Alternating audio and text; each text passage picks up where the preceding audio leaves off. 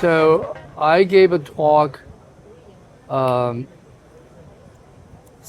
the three parts. The first part is that we are faced with some mega trends, but also hopefully temporary political fragmentation, which affects the capital markets. In Korea specifically? No, or globally. Globally? Yeah. It can increase volatility, which is detrimental for well-functioning finance system. And so I went through sort of three mega trends. So we're faced with climate change and green transition. Then we're going through demographic shift, and then also technology. So the digital transition, or the fourth industrial revolution, or however you call it. So against this backdrop and heightening uncertainties, politically driven, what we can do together to make the housing finance system more resilient and more inclusive and more sustainable. And of course, covered bonds are a very, very promising instrument, especially in times of crises and hardships, because covered bonds have survived many economic crises and hardships, and proved themselves as safe and liquid asset for investors. And we are sort of relatively new to the European covered bond market, but we aligned ourselves with the regulations and transparency and other requirements which were accumulated over the years in Europe, and used them as our benchmark and also the basis from which we improve our own systems. So we are grateful to that, and our mandate as a semi-government entity is to facilitate the supply of long-term fixed-rate mortgages to help especially first-time home buyers buy their homes at affordable terms. And in so doing, we tap the capital markets, both domestic and overseas. So in the domestic market, we issue mortgage-backed securities. And in the overseas markets, we mainly issue covered bonds. And our covered bonds are considered social bonds because all the underlying mortgages are provided to home buyers of middle to lower middle income households. And we have some preferential treatment to socially disadvantaged. So this counts as social. But we are also committed to greening the housing stock, help greening the housing stock by providing green mortgages. And we started our operation a few years ago, but it's temporary. I mean, it's a tentative conclusion maybe, but what we found is that green mortgages perform better than our standard fixed-rate mortgages, in the sense that delinquency rate was lower, significantly lower, and also prepayment rate is also lower. And in terms of the underlying assets, the houses used as collateral to these underlying mortgages, green mortgages, are associated with lower energy bills. So, this is something really of an example of doing well by doing good. So doing good to the environment, to the sustainability, but both the lender and the borrower find it profitable. So we want to carry this forward on a larger scale, and we plan to issue our first green covered bonds probably sometime early next year. So that's what we're doing. And Korea is one of the most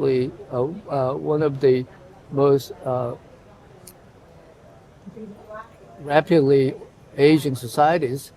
And now 20% of our population consists of those of age 65 and above. And we have a national pension system, but the pension amount is not sufficient to finance retirement. On the other hand, most of the senior citizens have a house, maybe two, but their property, their asset is all tied up with this illiquid asset.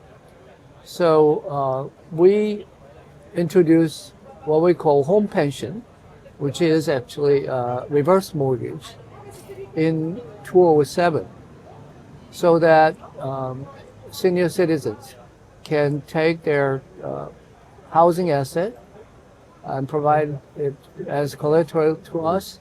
And then we put a guarantee for the banks who would lend mortgages, reverse mortgages, to these senior citizens.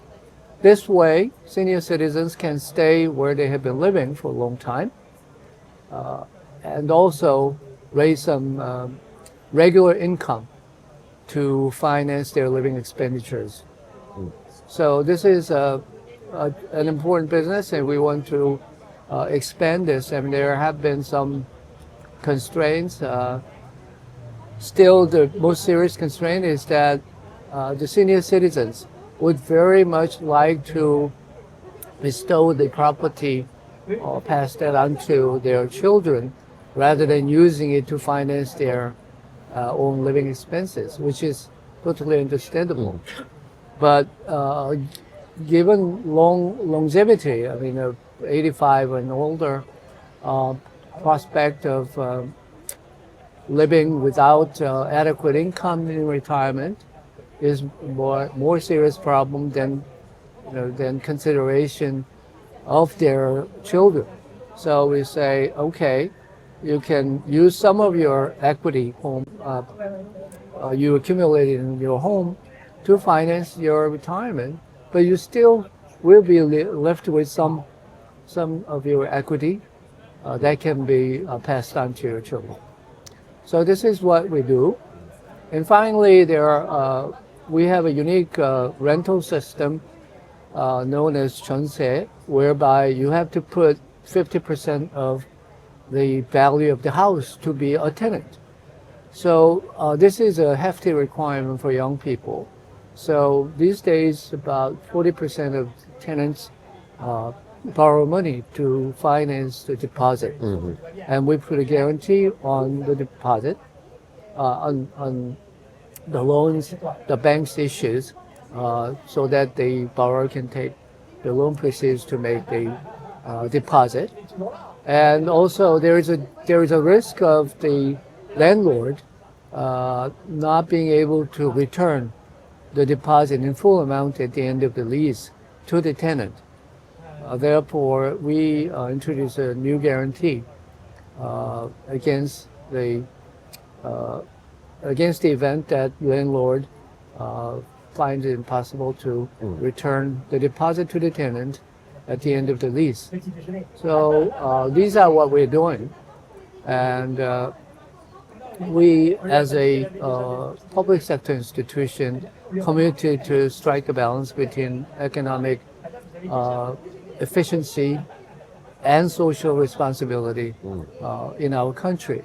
But we are also committed to engage ourselves in global agenda, making modest contribution while learning from our partners around the world. I think those last two products in particular are very interesting, and they speak to things which are problems all over the world. And for example, the releasing value against a senior citizen's house, in the European context, is often thought about affordability. They want to inherit the house, but with longevity, I don't want to wait. but providing a deposit to be able to buy. So the parents will borrow in that way and then pass on the money, so that the person can then buy a house where they're living or want to live or work. But the problem is financing it. And the same with the 50% mortgage or 50% rental model. Right. How does that fit into existing covered bond structures? I'm not sure if how reverse mortgages can be securitized, either in mortgage-backed securities or covered bonds. And in principle, it should be possible because it's a form of mortgage, and it can be packaged into an MBS or a covered bond. But I don't know of any example of that in practice.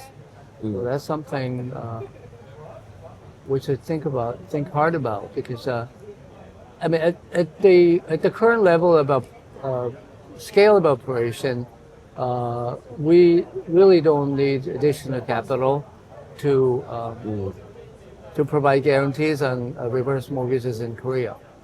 And we manage a government fund from which we can use that in the event that reverse mortgage contract is completed, either because the borrower passes away or some other things happen.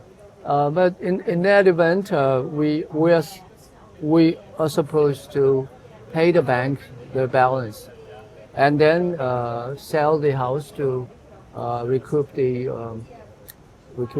money that we spent repaying the bank on behalf of the borrower. But it's in a manageable range of our source of revenue. So for now, I think we will continue with our current model of operation. But if you're using taxpayers' money, ultimately the objective should be to find capital market solutions to take it out. True. And when you have so many people aging and entering that need for that product, I think eventually we have to start looking for. We might come to a stage where the scale of operation is so large that it requires additional funding mechanism. And I suppose you can use actuarial techniques to work out the cash flows from the sales of the house. That's right. But it's quite difficult to fit that into a rating agency assumptions. I think it will be a complex structure. Yeah. And you're here. Your products fit into existing cover bonds, as you mentioned earlier, to the standard frameworks, but also maybe looking for solutions to that kind of problem. Capital markets innovations. I think the innovation can come from the primary market and also from the secondary market. And we are sort of witnessing the emergence of new technologies. People talk about tokenization and using AI to sort of identify a credit footprint of those potential borrowers who would otherwise won't be able to qualify for a loan. So if you can trace your phone bills, mobile phone bills, and credit card payments and so on, and if you can use this additional information or non-conventional set of information to qualify, otherwise difficult to qualify people.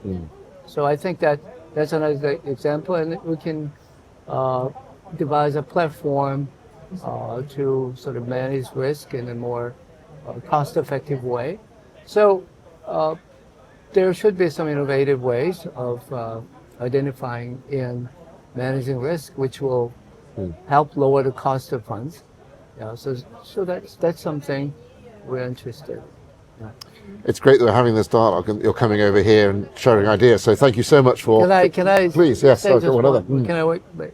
I'm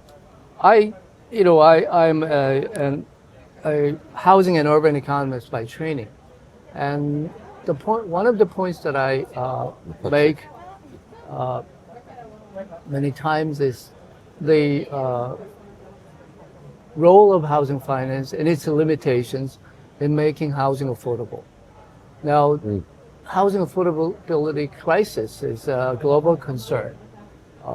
It applies to many advanced countries, and it very often it's caused by high and rising prices due to inadequate supply, which in turn is caused by strict regulations on the use of land or building regulations. So we have to work on the supply side of the housing market to improve affordability. And if that doesn't happen, we can put a best housing finance system in place, supported by securitization of mortgage-backed securities or covered bonds. But still, housing can remain unaffordable to many potential homeowners. That's one point. And the other point is that we are trying to promote these green mortgages, but green mortgages use underlying assets, which are green homes, and green homes are more expensive to build. And developers do not like it because it will raise the cost, and they have to sell at higher prices. Consumers are reluctant because they are not confident that it's worth spending more time to buy a green home. So we need to establish credible evidence that green homes not only do good to the global environment, but also financially better for homeowners because they can save energy bill. We are covered bond players. Covered bonds require underlying mortgages, and green mortgages require green homes. And there has to be a match between demand and supply. And we need to keep talking.